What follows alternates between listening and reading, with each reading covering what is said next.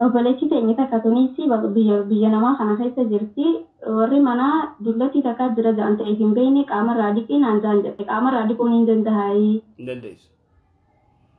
Hin dandeessu. Isaan buusii fi naan jaanii. Na dhageeffadhu namni gartee haadha abbaa isaa qofa ka gartee qullaa qaamarraa dhiqee daa'ifararraa jijjiiree waan garteetti kakkaayan tane yoo firra sagaraa firra baanillee haadhatee abbaa kee ni dandeessa. Qullaa qaamarraa dhiqu shariyaa si eeyyame isaan dulloomanii jiranii jechuudha. Sigalee akkas. Kana alatti immoo maallaqa jaanii dulloota gartee faranjiitis walaa dulloota arabaatis ta'anii gartee qaama saalaa isaanii wanni godhaa raadiqaa maal godhaa qaamarraa dhiqu daa'ifara jijjiiru wanni akkasiin jirtu. Yoo namni san rakkate huccuurraa miicuu nyaata godhuufi sigalee yoo dhukkubsate gamana gonni godhu sanumaa rakkoon qabu. Kana alatti immoo qaama saalaa laalaa irraa jijjiiru qaamarraa dhiquu qullaa dhorka. Maaliif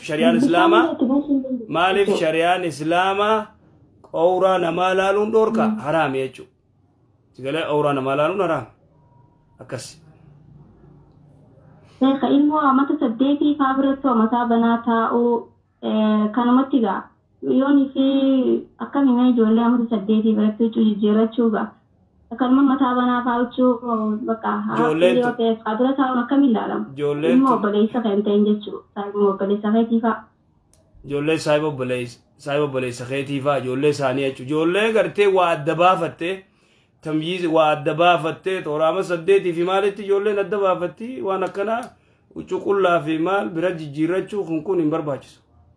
Eeggachuu gaarii. Haa, isa kalaashee haa. Galatoon. Ayyaa.